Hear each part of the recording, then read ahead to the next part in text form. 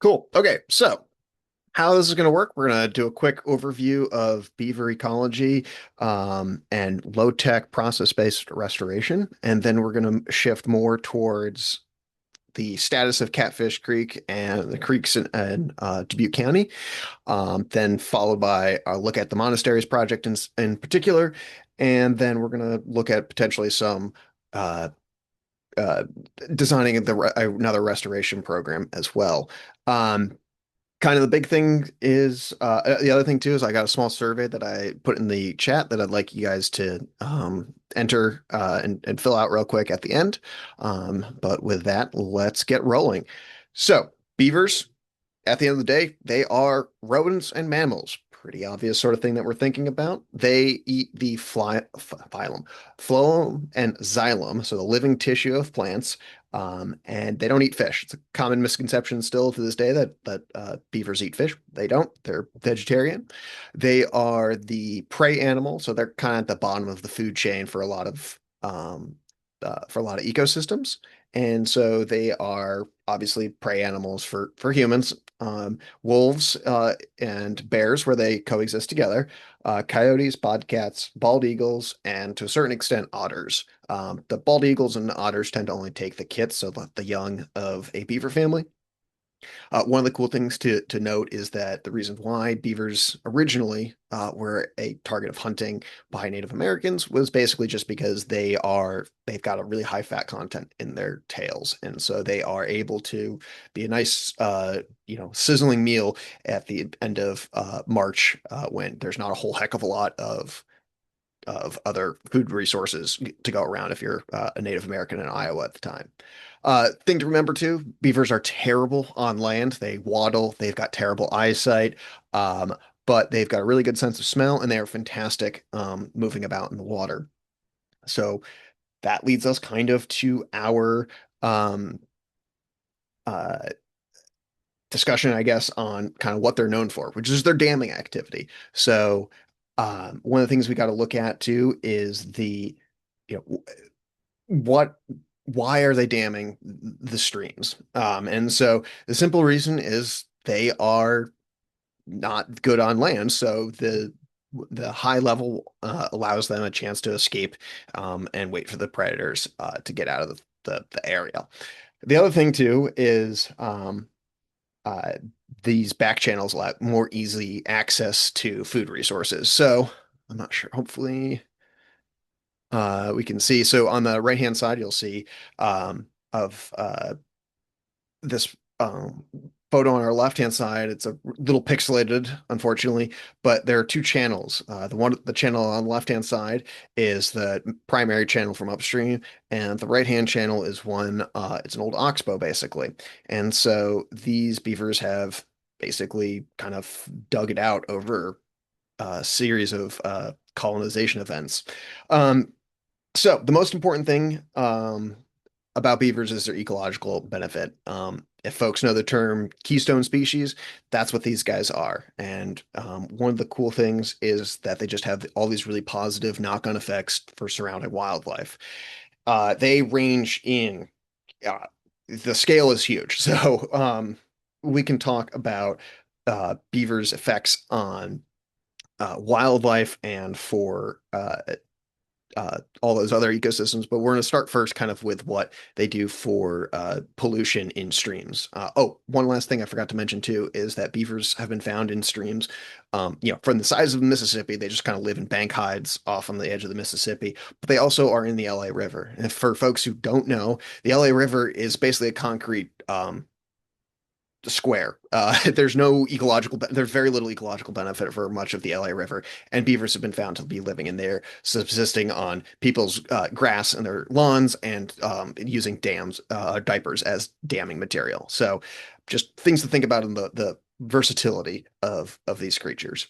So, why are beavers really cool, and why are their wetlands and damming activity actually a benefit to us? So, kind of the first thing we got to think about is beavers act as a sediment collection pond. We know in the driftless area, you can pull up Google Maps, and you can find sediment ponds sprinkled all throughout the driftless area that collects sediment and run off and slowly release it. It's just that, but it's a beaver now that's doing all of that. So all of these ponds right here on the left-hand side, especially, that's collecting water from about a watershed about 2 miles, 2 square miles in size. Um, this the one on the top right and the bottom right, those are much smaller catchment areas, about a mile in size, but also still acting as a sediment pond. When water hits that pond, it does no longer moving very quickly. It doesn't have a lot of erosive power. All that sediment that's trapped in that little particle of water can get filtered out by both the dam, but also having a slow period of time for that soil particle to drop out. The other thing too is that when beavers are active in an area and then they leave for some reason, as you can see on the left-hand side, this is actually a drained pond. The beavers had left, we had a flood, and the beaver pond drained. But it didn't all wash out immediately. There's still plenty of sediment on the left hand on the bank sides, and it did not drain overnight. It took some time for that pond to drain all the way down, and so there's essentially a hangover effect of beaver activity to the point where there were still bullfrogs and other amphibians in these back channels, yeah, a year or two after the beavers left the site. The other thing too is that they changed the dynamics of the stream. One of the things we've learned recently is that streams, and especially in Iowa, are not diverse. They are a single channel running from point A to point B in a straight line. That does not allow for habitat, but it also doesn't allow for a particularly large quantity of flood storage. So one of the easiest, cheapest ways to reduce downstream flooding is to store water upstream. Beaver dams obviously store water in their dam structures, but they also store in the floodplain around the area as well. Speaking of floods, beaver dams more allow a lot more flooding events to occur. Again, you can kind of see on pretty much all these photos that the beaver dams fill the water up to a point where they're basically on level with the bank of the surrounding stream, so that when we do a small rainstorm, water is easily able to jump up on the floodplain. And instead of being concentrated in a very small, tightly packed area, this allows the water to be spread out over, an acre or two in size. So again, instead of using the left hand photo as an example, instead of being concentrated in a 6 foot wide, 6 foot deep channel, it's spread out over a 2 acre area, however many feet deep it wants to be.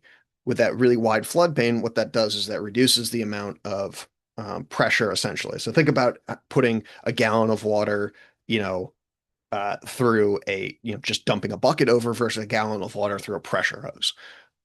So this strain channel that we have right now is essentially a pressure hose. There's a lot of force, there's a lot of erosion, there's not a whole heck of a lot of diversity.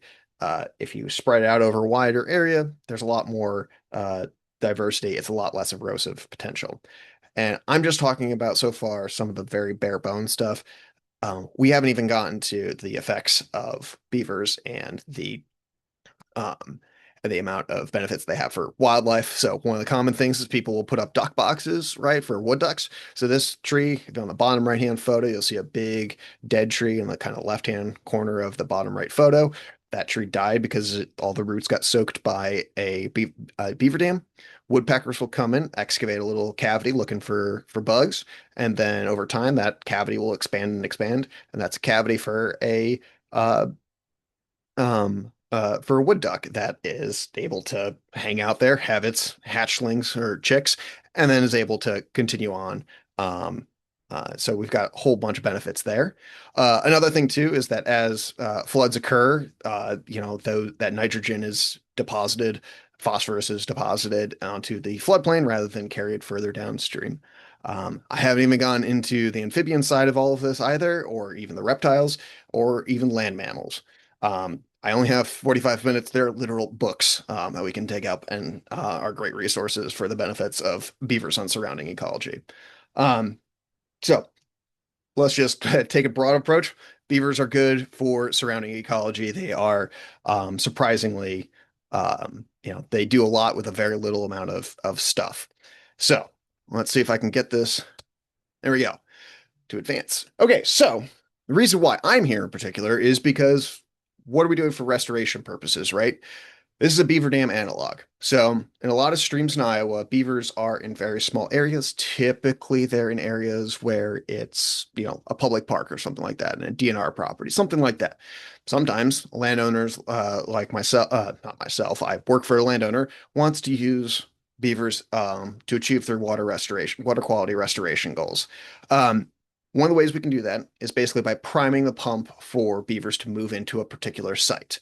And what in that area, and the way we do that, simple enough, is we build human-made beaver dams. So what you're looking at right now is what's called a beaver dam analog. It is a human-made beaver dam meant to simulate a portion of the effects that a beaver will have on an ecosystem. We are also looking at this through the beaver dams, and there's a whole other topic of a presentation here as well of the concept of low-tech process-based restoration. Again, literal books on the subject. But one of the things we want to take away from that phrase there is we're not using heavy equipment to do watershed restoration. We're allowing water and the force of the stream to do as much of the work as possible. Simply put, we don't have enough money or time to do all of the restoration that needs to occur. We've got this 20-pound rodent that wants to do the work for free if you feed it some sticks. So let's give it some sticks and see what happens. This is an example of what we're doing to try and, again, prime the pump for the for beavers to move into this site. And so all this is just uh, uh, this is just a packet of sticks and arranged roughly in the shape of a U. And we use that to try and make sure the stream's a little bit more. It looks like a beaver had previously been here and maybe got trapped out or predated out or something like that. So a new colony can move in and start doing the maintenance for free. I'll get into the details more about like what actually goes into building a beaver dam analog, but at the end of the day, it is a human-made beaver dam used to try and prime the pump for future restoration, either man-centered, I guess, or allowing the beaver to take kind of the direction with this restoration stuff. Um, Let me move on my notes real quick. Um, yeah, so that's the other reason why we're choosing to use beaver dam analogs in this system. I mentioned before earlier how like streams in Iowa are not particularly diverse. They are a narrow, channelized stream. Let's see if I can get my camera to focus. There we go. They're narrow, channelized streams, right? You're trying to get water from point A to point B. One of the things, again, if you want a healthy habitat, you need to have diversity of the stream. That means you need to have large woody logs. You need to have bank and overhangs. You need to have you know, uh, obstructions in the stream to allow the stream to move over time. Again, we can go into a whole other discussion on like what all of this is and what all of it looks like, but suffice it to say, we need streams to occupy more of the valley bottom, basically the flat area of a floodplain. We need them to be able to move within that envelope essentially, which allows them to have more access to the floodplain, which allows just in general a healthier stream. Okay, so all of that is context of like what is all of that stuff. Now let's look at our streams here in Dubuque County. Okay, and I need to actually click on the presentation. There we go. So this is the 2025 data for nitrogen pollution in Dubuque County's water. So if you know anything about Dubuque County, roughly the eastern half, so Little Makota, Catfish Creek, and the southern portion are very hilly. Those are the historic boundaries of the Paleozoic Plateau or the driftless area. And the western half is much flatter, more traditionally like the rest of the state, rolling hills, that sort of thing. So as you can see with this, we've got high nitrogen pollution in the western half and low nitrogen pollution on the eastern half. Um, the other thing I will say, and I didn't have enough space in the presentation for this, is that we are actually looking at a pretty bad phosphorus problem in the eastern half of the watershed, the county's watersheds. Basically, we got a lot of bank erosion from old and that's causing a lot of problems now. I will say too, Dubuque County. Oh, so all these numbers are milligrams per liter And so Catfish Creek and the stretch that New Melleray Abbey is on is about 10 milligrams per liter is about a max. I will say we had some sampling that was higher than that, but these are some just kind of rough numbers for the year. Um, E. coli. So E. coli is a really big problem. And you'll see here we have 1,000 to 10,000 colony forming units per I think it's micrograms per liter. Anyways, there's a lot of E. coli in Catfish Creek. And so that's another really huge problem. This is a stream that is used for primary contact. We've got a number of parks along it. And basically, if you're climbing into this stream almost at any point, you're going to run a risk of getting some sort of disease. So if you climb into Catfish Creek, make sure you've got your Hep C shots. I'll say that much. Um, that's kind of the broad approach. I will say too, the Maquoketa River Watershed Management Authority is doing a presentation on E. coli tracking using genetic sampling, which is super useful and really interesting. I don't have the dates for that offhand, but if you Google around, you should be able to find it.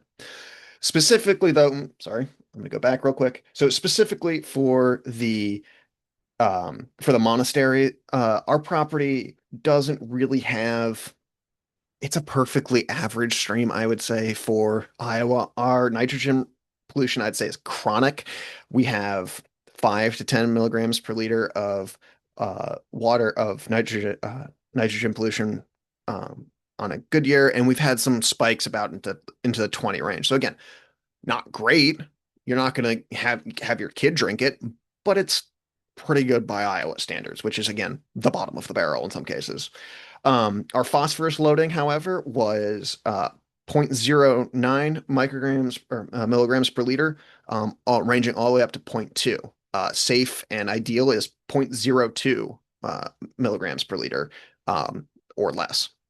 So that just tells us we've got a lot of sediment moving through a system. And our E. coli was anywhere from 100 to 500. So, well within the spectrum of this graph and probably needs to be significantly lower. Um, so that's kind of the stand where we're standing right now. The other thing I will mention is we had 2,000-year flood events this year, and I will say our Beaver Dam analogs did survive those 1,000-year flood events pretty well, all things considered, given the fact that they were just a bunch of sticks and some mud built by some humans. So, yeah. So the monasteries project in particular, we're at the edge of the driftless area. Literally, the monastery's property is right on the edge of where the Paleozoic plateau ends. Catfish Creek, the creek that we're on, is stocked with brook trout, and we actually have a naturally spawning brown trout. So it's a cool to cold water stream that is used for sport fishing further downstream. I can talk a little bit more about the fisheries dynamic and beaver dams and all that sort of stuff if folks want as well. Just shoot it in the chat. Let me know. Like I said earlier, this is a primary contact stream. Further downstream are multiple parks that are used for public contact, that have public contact, including young kids. And it's used pretty regularly during the summer. Not to mention it's fished constantly. Upstream of the monastery's project is about 2 square miles-ish of land. It's about 70% row crop, including hay, and the difference, that other 30% is development houses, not like sub-development houses, but old farmsteads, roads, that sort of thing, and prairies and forest as well.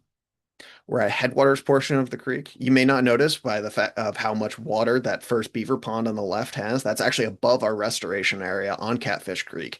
And that is actually on headwaters portion of the creek. About a mile upstream is where the Catfish Creek starts coming out of the ground. This project that we started is, while we are doing a lot of in-stream restoration work, we're also doing a lot of upland and riparian adjacent area restoration work. So we're doing tree plantings, we're doing prairie plantings, all kind of wrapped together because this will go into our lessons learned section, but like a lot of the solutions to these problems we found are a yes and. We chose low-tech restorations basically because the aesthetic vision of the monastery was one of we want a little bit less heavy machinery moving in. It's a little bit cheaper in the long run as well. and it just seemed a better idea for the aesthetics. Plus, I was the guy who was pitching it, and I wanted to try something out new that hadn't been tried in Iowa, as far as I can tell. Like I said before, pollution problems, super common, super endemic. Again, kind of a staple of Iowa, an agricultural stream in Iowa.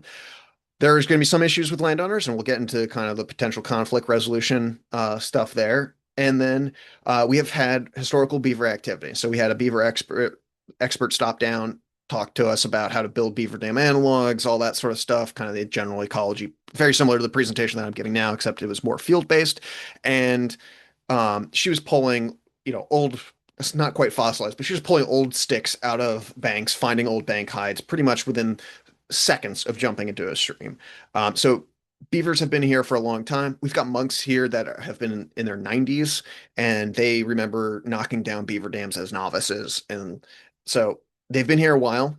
The combination of monks breaking down beaver dams and the trapping in the 1700s did not remove these beavers. I think it's time we start trying to figure out ways to, live with them rather than against them, and try to harness, if possible, some of their benefits for good. So this is where we're looking at. So if you look at the bottom right, that's New Melleray Abbey, the compound that the monks live in. We've got the farm buildings. I'm not sure if you can see my mouse, but got farm buildings and storage sheds, all that jazz, kind of in the center area. And then in the middle, directly in the middle, we have the uh, the restoration area. So pretty much all of that flat area is what's called the valley bottom. And the idea here is that we want the stream on a geologic timescale to be able to wander between the road and the edge of the boundary of that valley bottom. We want to be able to wibble wobble is a technical term, but we want to be able to occupy all of that. And so that makes it, I will probably be dead. This is a slow process. We're talking geologic timescales. We're not talking, a tree life cycle. We're talking hundreds of years or thousands of years, not necessarily, a decade or two. So that's the rough outline of the area. And then here we used a consulting company or a consulting contractor to navigate some of the regulatory processes.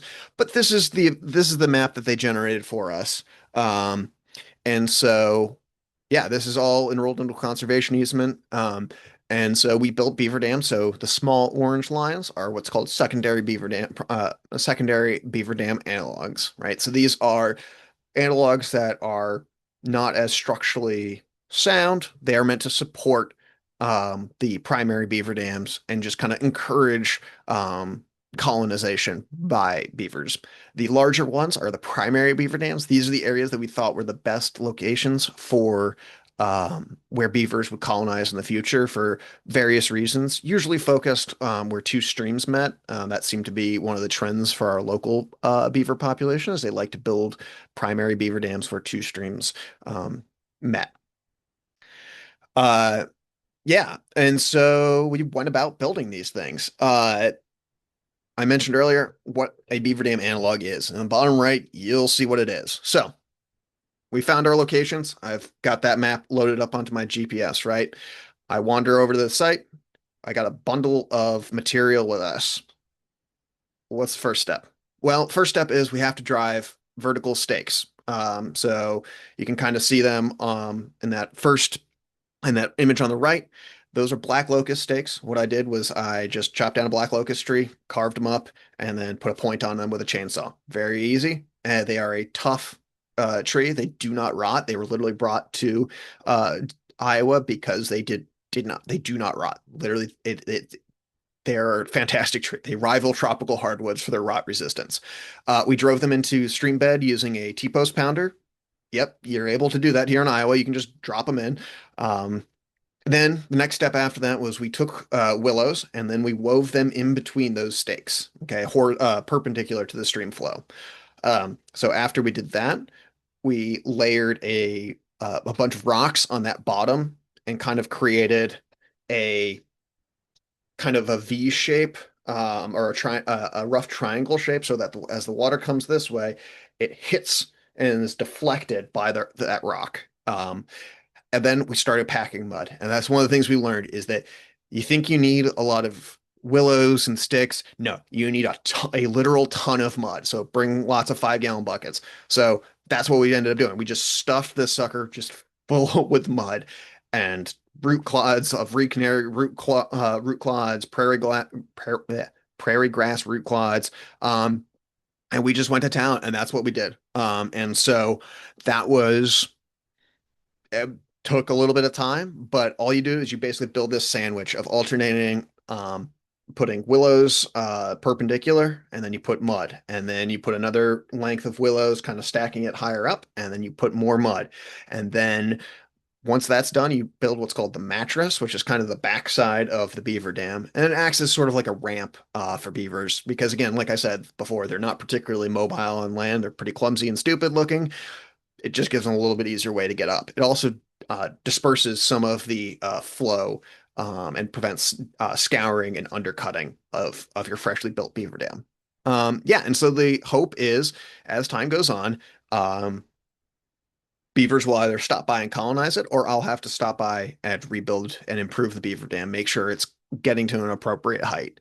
And that's really all it is to you. One of the things that we were told was you're going to overthink it. You're a person with a high school degree, a bachelor's degree, a master's degree, a PhD. You're overthinking it. It's a rodent. It's not that smart. We think it's pretty smart, but it's a rodent.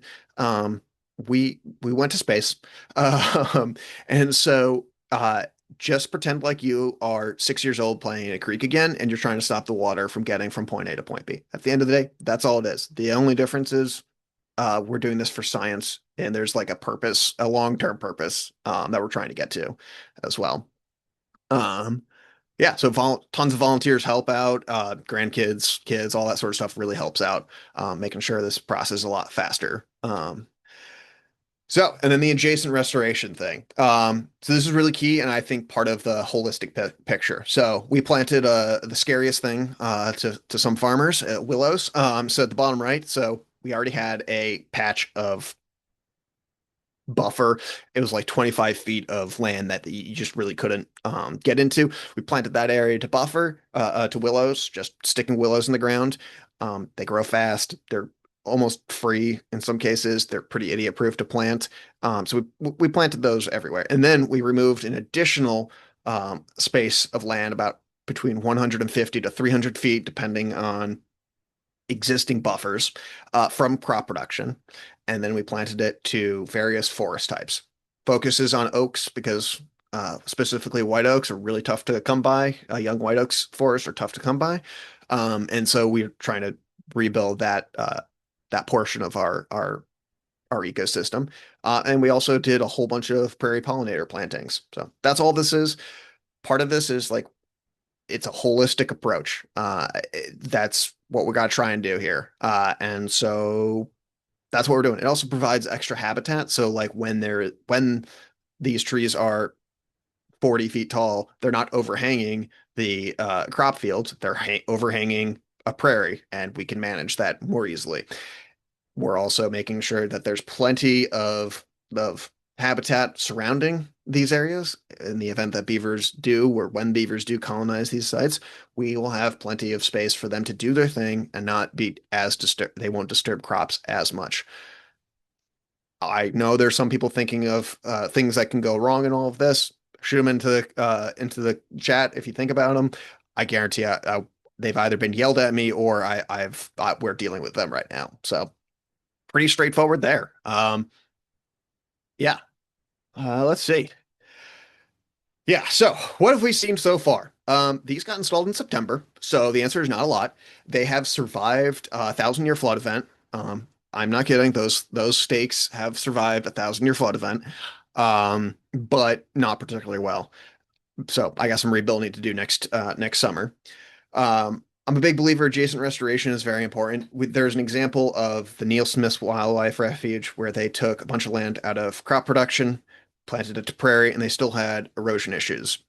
Basically, the like all of the damage was done over the past century. It's not going to get undone because we planted it all to prairie. We need to have kind of both upland and riparian corridor and in-stream work all at the same time to try and address the problems. It doesn't need to be a 300-foot wide buffer like at the monastery, but it needs to be an integrated conservation program. It can't just be one thing or the other. Um, and beaver dam analogs are not a one-size-fits-all policy. If you have a large stream, these are not the solution for you. I'm going to be honest. If you don't have the chance for beaver migration into the site, it's probably not the answer either. It could be, but it will require more man hours and stuff like that on your end. We have a lot of high velocity events, especially here in the Driftless, where we've got a lot of ridges and stuff like that that are a little bit steeper. We also have rainstorms where we get, inch of rain, 3 inches of rain an hour. That just means when we have a lot of high velocity events, we need the beaver dam analogs to be a little bit more resistant. I'm not a beaver. I don't build a particularly good beaver dam, but the stakes add a little bit more structural force that allow them to stay a little bit more permanently on the landscape. Beaver dams do move over time. They do move a ton, but we do need to keep them semi-permanent for a couple years to try and get these processes kickstarted. Um, these are actually easy to build. It doesn't seem like they are, but they are actually pretty straightforward to build. And like I said before, don't overthink it. Yep, way more mud than you think you'll need. And yeah, so Beaver Dam Analog, roughly speaking, will cost you about $500 to put in at $30 an hour. A few bundles of willow too, but again, willows are weeds, and you can usually find them near the restoration area where you're working. So, um, yeah. So next question, it's infrastructure. That's usually the next thing that people shout at me. What about X, Y, or Z? Well, here, I'm gesturing at my screen. You can't see it, but we've got solutions. This is part of the link packet that I included at the end of it, but here are your solutions. We've tried, I haven't had the chance to try these yet, but the middle one essentially is basically a beaver dam analog above your culvert. Um, these work fine in New England. They work fine in the upper Midwest and Minnesota and Wisconsin. A lot of this is just about using trapping as a last resort rather than the first resort. We're always telling people, oh, we need to manage for, we don't, when we're managing invasive species, right? We all say, oh, you try this stuff, but no matter what, we tend to reach for the herbicide first. Kind of the same deal is what I'm trying to get at. Is like, don't don't always just reach straight for the trapping.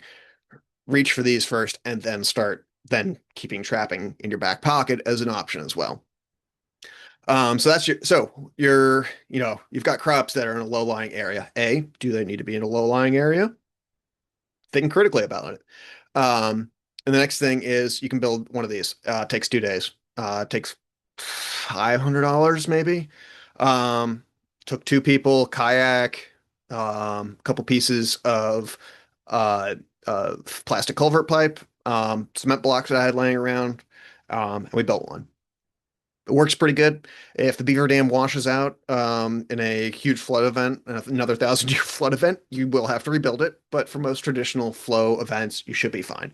Um, like I said, it's pretty straightforward. I'm not a particularly good handy person. I do ecology very well. I do forestry really well. I don't do building things very well. I could build this. If I could build this, a lot of people could build them. So this just maintains the height of a pond. So you've got a beaver pond, like that first beaver pond. Maybe it was backing up onto a neighbor's property. Maybe we drop it by 2 feet or something like that. And we keep the beavers there. They're happy. Neighbors are happy. It's fine. Um, so yeah, pond leveler, pretty straightforward. There are more documents that you can get into. Yeah, these are all available online. I will send everything along when I have a chance. Trees. When people say beavers are eating my trees, I have very little sympathy. The solution is caging. I do thousands of cages as a forester every single year. Yeah, this is the one I have the least amount of sympathy for because we're already caging our trees for deer browse 9 times out of 10. And so it's pretty straightforward. Talk to your local forester; they'll be more than happy to throw a couple of these your way. But yeah, it's super straightforward. done hundreds of these again, thousands of these at this point. So again, solutions are out there, folks. Next one is you've got your, extraordinarily valuable value-added crop. This is from a group out west. They've got vineyards near some of these beaver restoration areas, and they've simply added electrical fence. We all have electrical fence at the farmsteads. We can tack them together pretty well. We've all done a variation on this before. I haven't done this one in particular. I've done all the other mitigation methods, so I can't personally endorse it. But this one, I don't see any reason why it wouldn't work. And again, part of this is simply just trying stuff that we haven't tried before. We know they work in other places. Why can't they work here? What is that unique about our series of conditions that is preventing us from doing these sorts of culvert and protections, or pond levelers, or electrical fence around your gold wine grapes? So we're at 45 minutes right now. So I was going to do one last. Oh yeah, does it work? I don't know. For this specific project, I don't know that it works. We know that beaver dam analogs work out west. We know they work out east. We know they work in the upper Midwest above us. We know versions work in the dry Southwest. I don't know of any projects that work specifically here in Iowa. So we have a monitoring program. I'm monitoring every single pollutant that you can think of through the University of Dubuque. We are doing songbird monitoring. We're doing sediment collection. So we're measuring the amount of sediment collected by beaver dams. We are measuring insects. We're measuring plant biodiversity, large mammal biodiversity. Oh, there's probably something else I'm missing, but we're monitoring pretty much everything that we can to try and gather as much data as possible about this. And the answer is it will probably work, but I don't have the data to say that it works definitively yet. If that's something that people are going to use to spear me, fair enough, I suppose, but it works a lot of other places, so why not here?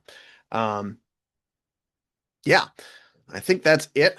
Oh, yeah. So this was something else I was going to do, but basically we're out of time. So with that, I will turn it back over to you, Vanya, and I will listen to the questions. All right. Thank you so much, John, for that. That was great. Yeah, We did get some really good questions coming in while you were presenting. So I'm awesome. just going to start in the order that they came in. Perfect. And this first uh, attendee has two questions. One Hmm. is, do you have a source for beaver families for relocation? And have you worked on designing sustainable habitat for beaver aspen? So I have not.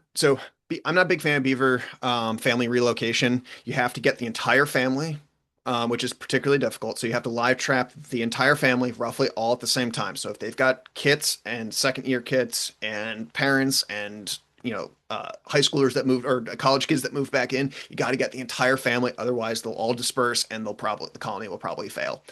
You have to make sure the site that you're dropping them into is particularly primed. So that's part of the reason with beaver dam analogs, why they started doing them in the first place, is we want to have everything ready to go for beaver reintroduction. The other thing is it requires permits and stuff like that. So the answer is I haven't done it. I don't have a source. I really recommend against it because there's a lot of stuff that can go wrong and there's a high failure rate for it. We tried it in the 1950s by kicking them out of airplanes, and it worked kind of okay going into a wilderness. I'm not joking. You can Google beaver aerial airdrops and it'll come up on YouTube. But like it's not my favorite way to do it. How I worked on sustainable habitat for beavers and aspen. Not here in Iowa. Beaver habitat aspen isn't really a big component, but that's a big thing out west. So University of Utah does a ton of stuff for that sort of stuff. I'm kind of doing the stuff here locally. It's mostly willow and cottonwood swamps that we kind of end up dealing with in the long term. So All right, thanks. I was reading the next questions, and it's a follow-up kind of to what you just said about relocation. If you have any resources outside of this webinar that you could recommend to someone wanting to yeah, relocate. so to relocate or just more resources on beavers. Their neighbor wanted to trap the beaver, so I'm assuming relocation. Oh, no dice on the relocations, at least in Iowa. Um, I would start saying, figure out how to do these coexistence things. Give them a try. If it's damage, especially on trees, as long as it's not a walnut or a white oak, 9 times out of 10, it doesn't matter. I'm a forester by trade, so send me the photos. I will do some diagnosis or do a site visit or something like that. But I yeah, I would try the beaver mitigation options. There at the end of this presentation, I'll flip over to them in a second here, actually, so folks can. Oops. So here are the resources. Pretty straightforward, but yeah, um, yeah. These will have resources on all the mitigation and the coexistence stuff.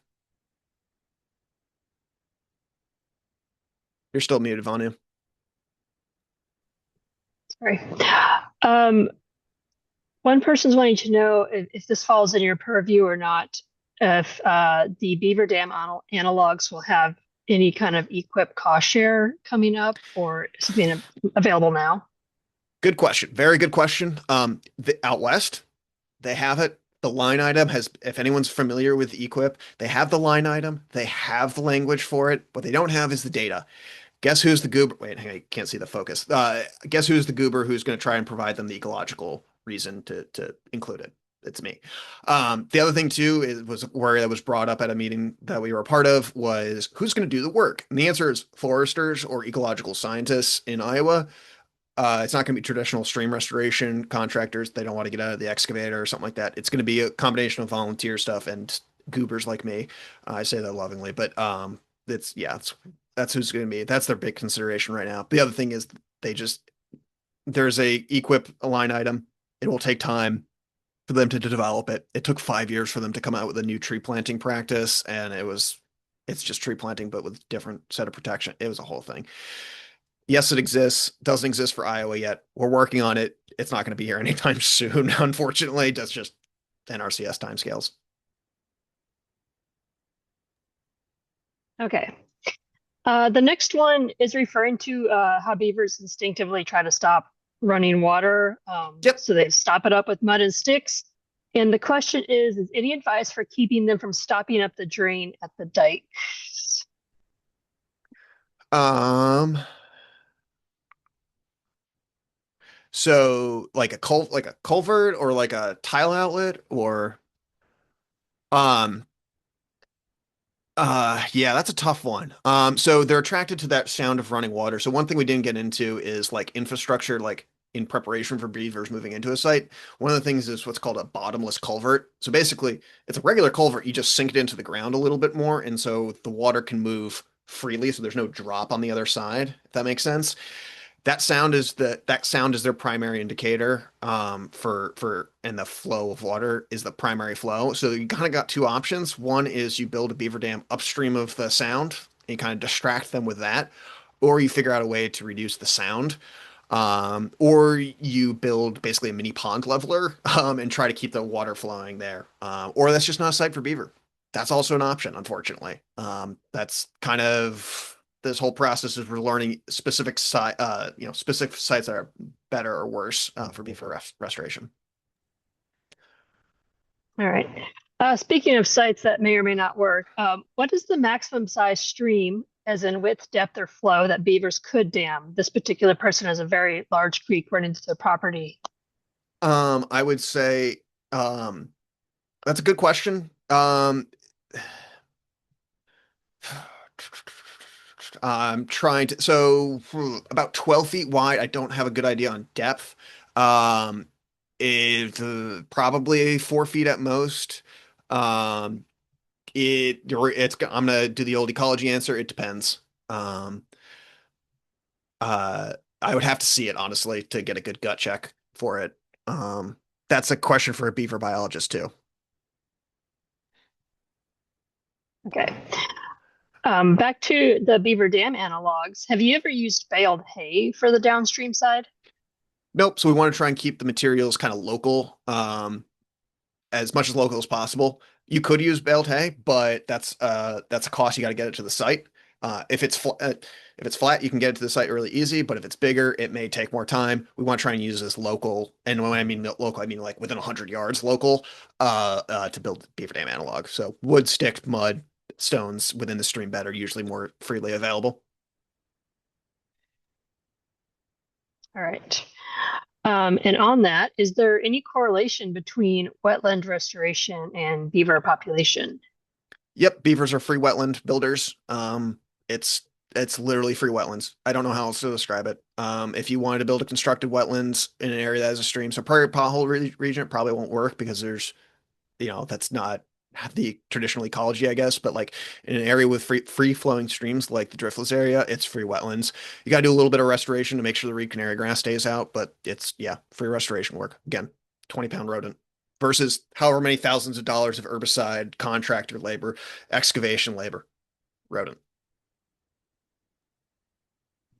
All right. Um, can you attract beavers by planting willows without building the analog dams?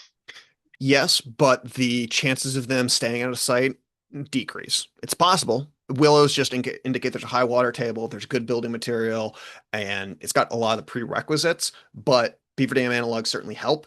And if you've got really super incised banks, that's going to decrease the chances of getting them to colonize the site. So it's this is all about trying to increase their success of colonizing a particular site. So do both. If you can only do one or the other, do one or the other, but you'll have better with both. And again, without doing a lot of adjacent restoration with beaver dam analogs, I really recommend that you don't do them if you can't do any other additional restoration, be it prairies, plantings, or willow plantings or something like that. All right. And on beaver colonization and restoration, do beavers migrate or travel far from their dams? This particular listener has beaver activity in certain areas of their farm and are wondering how far the beavers might travel to colonize areas if there's suitable infrastructure that is built for them.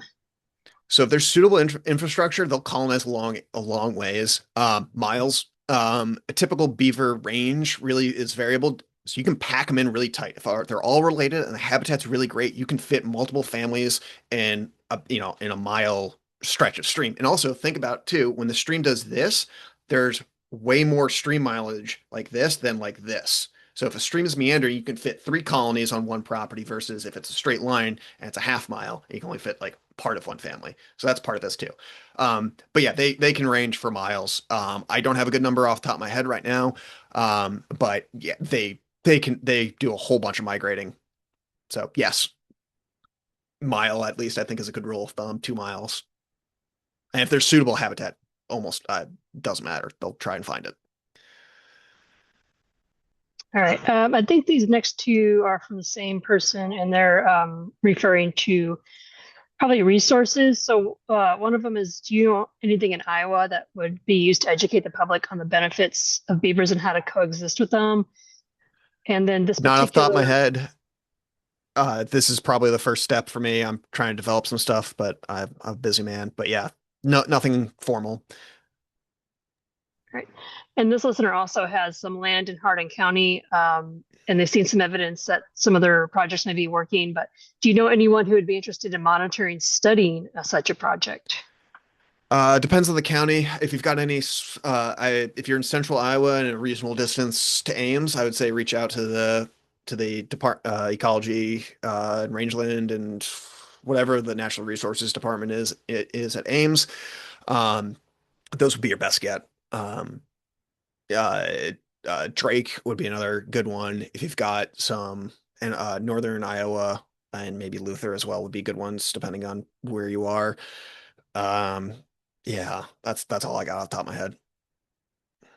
Okay. On that, uh, someone wants to know if how they can follow your research with Dubuque University. TBD, none as of yet.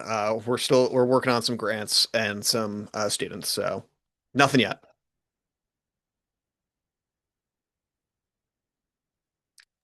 All right. I'm waiting to see if any more questions come through, and then I'm going through real quick to see if I've missed any. So I found one. So any experience using a BDA just above a culvert to limit dam activity at the culvert. So I will say that we've got one. We've got a county culvert. It's huge. And there's an active beaver dam just above it. Beavers have never tried to dam the culvert. They have always tried to dam right above it because there's a rapids and a historic beaver activity. They got trapped out a couple years ago, and there was a beaver dam left over. They came back, beaver dam's still there. Got trapped out again, still going into that same spot right above the culvert. So I don't have experience, but the beavers do. All right. And then I do have one from earlier that I saved because I didn't know if it's me a longer answer or not. Someone has in their county, I believe they said Hardin County, Franklin County, that there is a beaver tail trapping program, and any advice on maybe how to communicate with your neighbors on that to Um, protect the beavers. so start the kind of it's a three-step program. So talk to your neighbors, say, hey, don't trap on my land, and actually enforce it. I actually had someone ask me this, like, oh, I've got trappers on my land. How do I stop them? Because I want to keep, wildlife on here. I don't want hunting. I'm like, well, you have to put up signs that say don't, and then you have to enforce them. And it's like, oh, but I wouldn't. They're neighbors. I'm like, depends on how much you care about the wildlife versus the neighbor. Like, it's a balancing act, I understand, but like, if you really want something, you got to be the bad guy at some point. Sorry. If the bounty exists, then you have to get political. At the end of the day, a lot of the stuff is politics, unfortunately. And so, yeah, that's all I got. Discourage the practice. Yeah, really is, though, just like putting up no trespassing signs, posted signs, putting up game cameras to see if anyone's trespassing on your land. I'm kind of a maximalist on this stuff. I've dealt with enough trespassing stuff for working for the monastery that I have zero sympathy for it. I know it's different for folks who have to live and be neighbors with folks, but as someone that's got to the enforcement side of it, it's just be the bad guy, unfortunately, is the only advice I have. And I understand that may not be for everybody. Education is the next step. Encouraging people to try out these mitigation options and say, like, hey, if it doesn't work in 2 years, you can always go in and trap them out. It's not the end of the world. People freak out, like beavers are always like, they're going to damage my crops. Deer do way more damage. And honestly, I have less issues with deer, or I have more issues with deer than beavers at the end of the day for like forestry stuff. So, yeah, I would much rather they have a bounty on white-tailed does rather than beavers. They probably cause more damage to farms too. So, um, yeah, that's all I got for that one.